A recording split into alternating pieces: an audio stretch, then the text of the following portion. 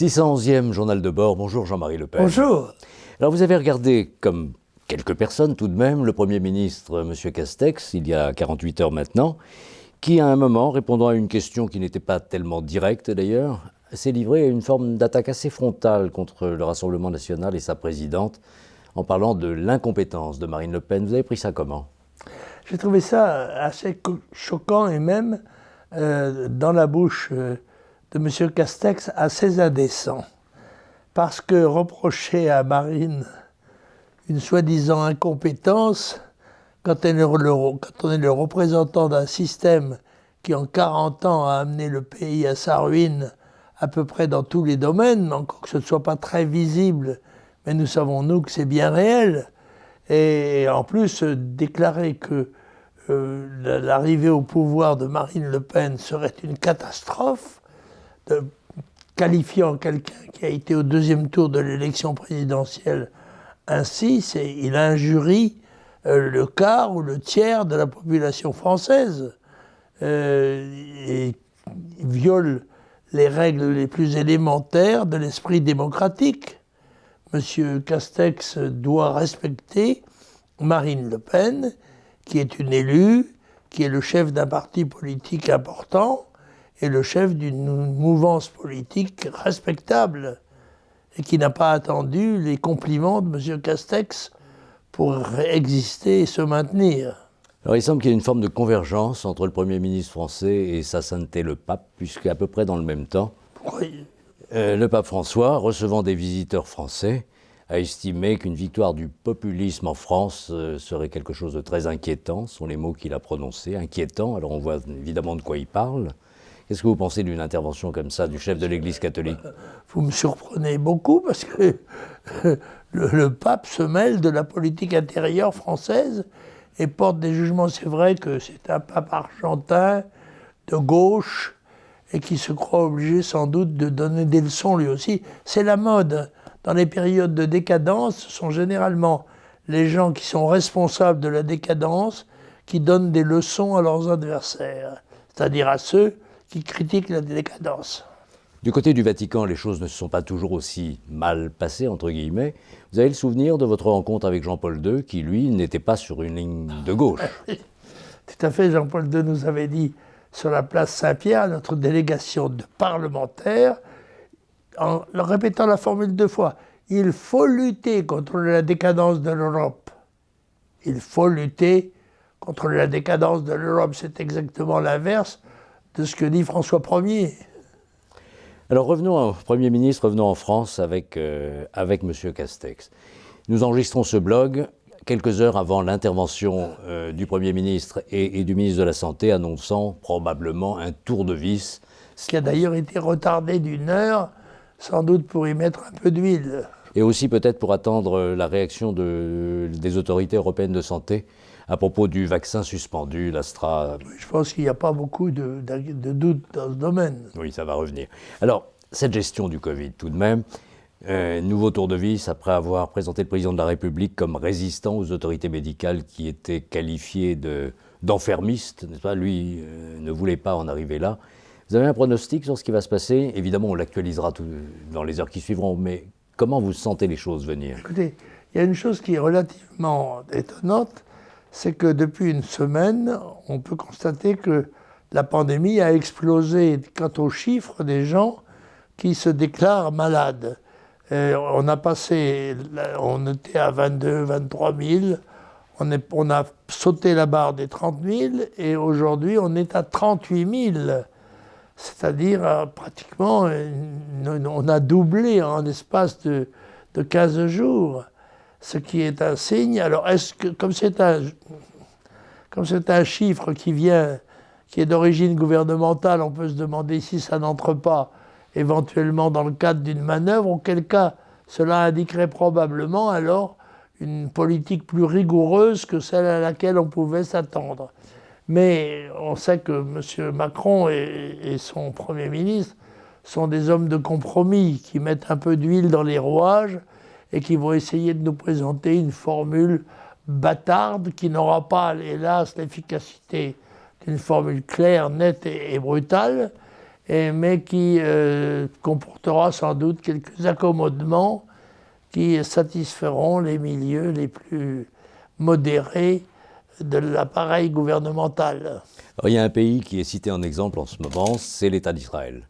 L'État d'Israël qui a déjà vacciné 40% de sa population avec une structure très militarisée, mais en ayant peut-être un peu surpayé au début les doses, mais au moins ils les ont, eux.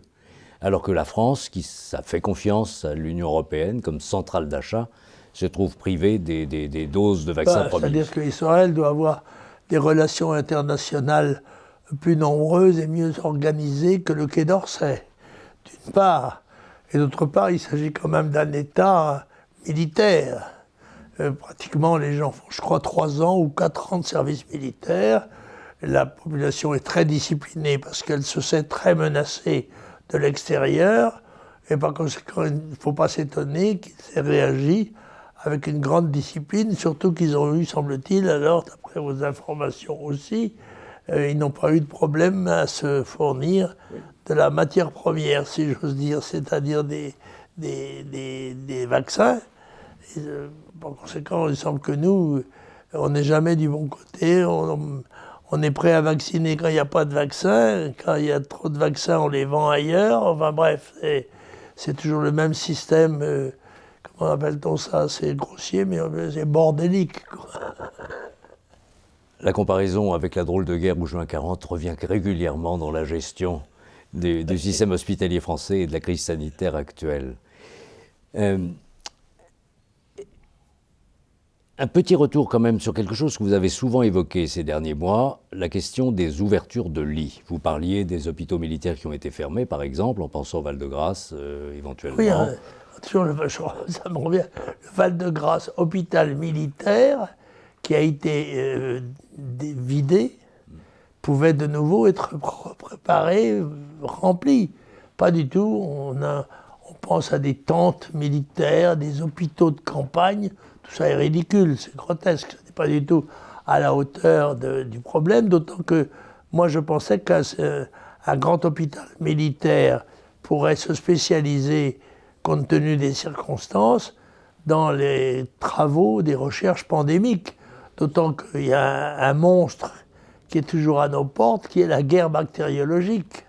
Alors on peut se demander ce que ça donnerait si les virus étaient des virus beaucoup plus mortels, beaucoup plus dangereux et beaucoup plus nombreux.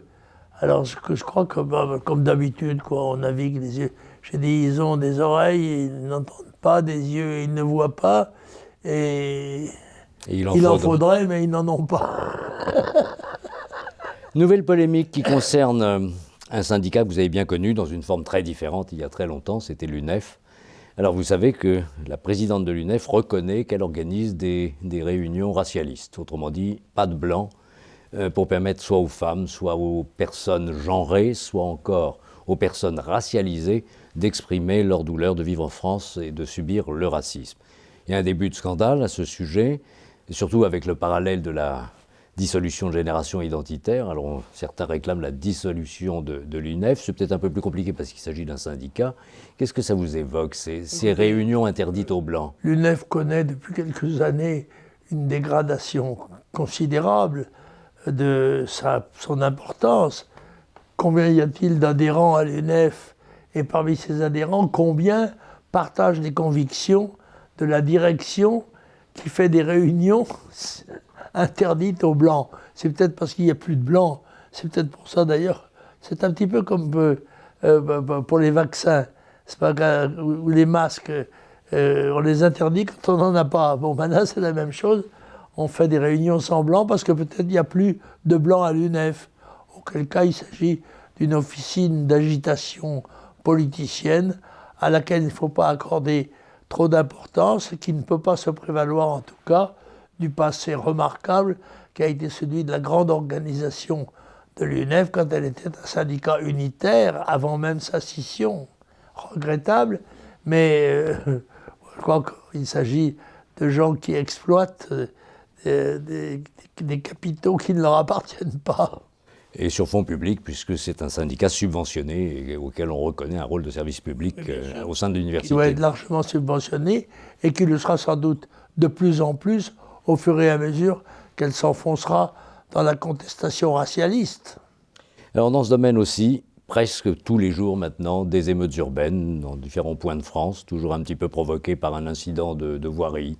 Hier, c'était un accident de voiture qui n'a rien à voir d'ailleurs, mais qui est interprété comme une mauvaise manière policière et qui déclenche tout à coup un soulèvement local avec un mort, encore une fois, et toujours le même profil, c'est-à-dire des gens extrêmement jeunes. Je ne sais pas si vous regardez de temps en temps le tweet de Jean-Marie Le Pen, parce qu'il y en a un très récent qui dit « À pas de loup, le scénario de guerre civile se met en place ». Et en effet, on s'aperçoit que le nombre des incidents qui naissent dans les quartiers, dans les banlieues et dans certaines villes, non seulement est de plus en plus nombreux, ces incidents sont de plus en plus nombreux, mais de plus en plus graves.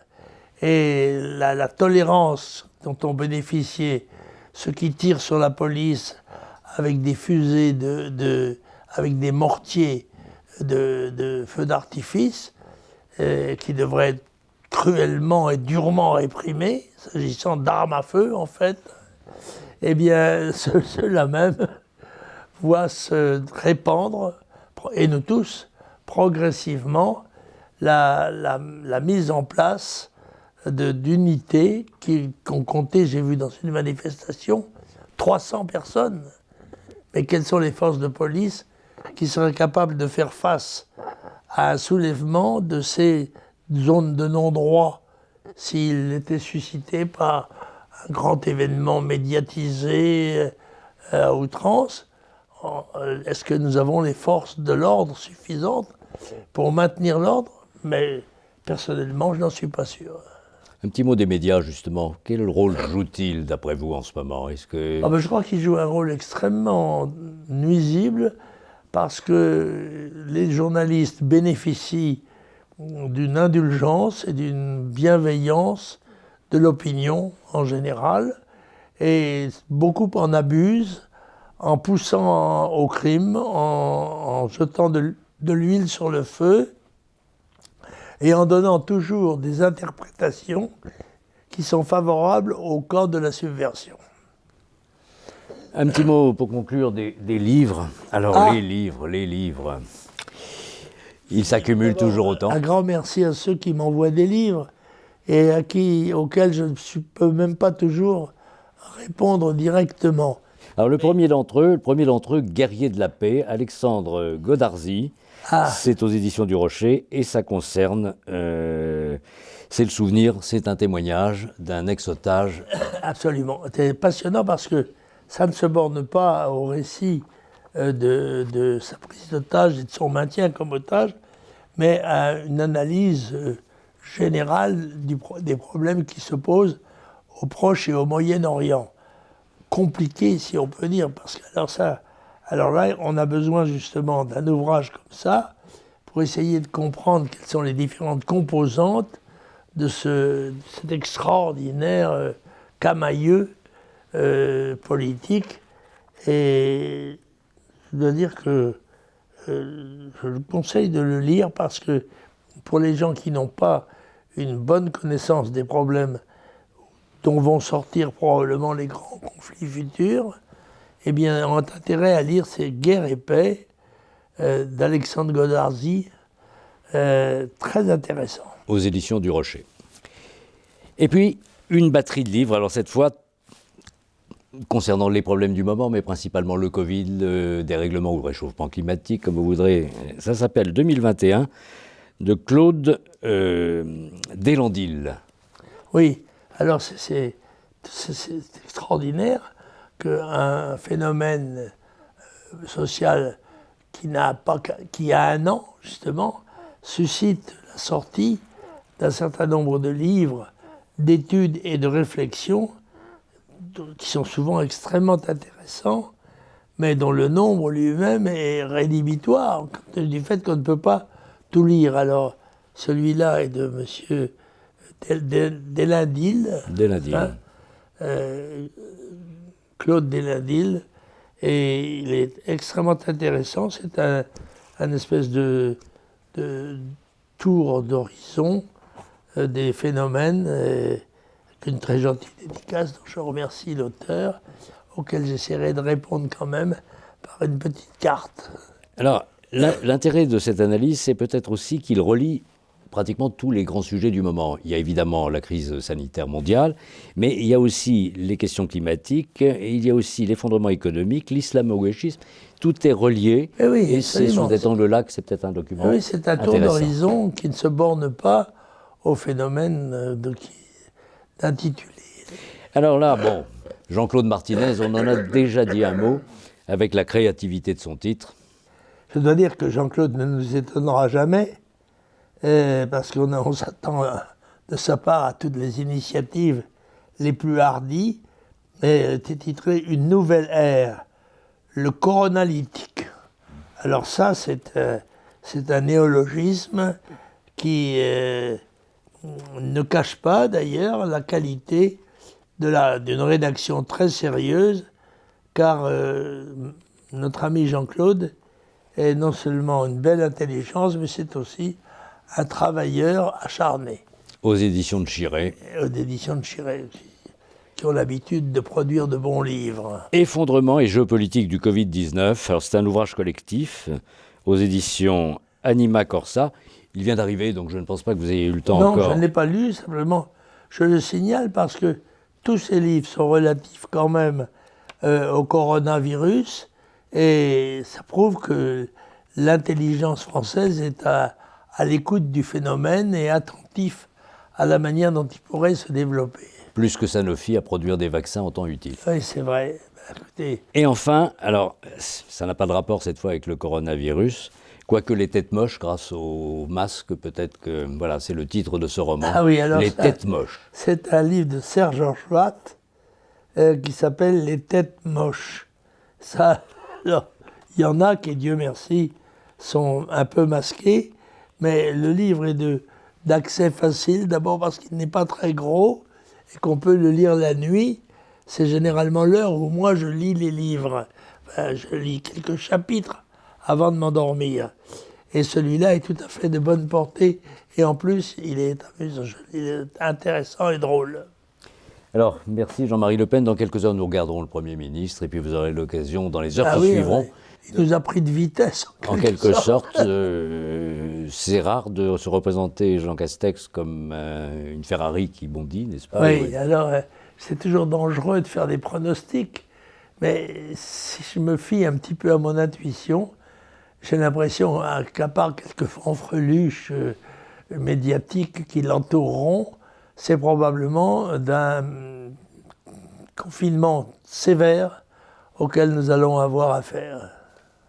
Nous allons voir ça. En me posant la question de savoir, et après, car imaginons que ces confinements, ou les reconfinements nécessaires, à un moment donné, les déconfinements devront suivre, sinon c'est l'asphyxie économique et sociale du pays, eh bien, est-ce que nous aurons maîtrisé la pandémie? Ce n'est pas sûr du tout. Et il y a des inquiétudes sérieuses à se faire, mais le printemps est proche, et on doit avoir l'âme pleine d'espérance. Oui, dans quelques jours, nous passons à l'heure d'été. D'accord. Et au printemps. Oui. Je raconterai mon petit poème de printemps, celui de Charles d'Orléans. Merci Jean-Marie Le Pen. Allez, au revoir.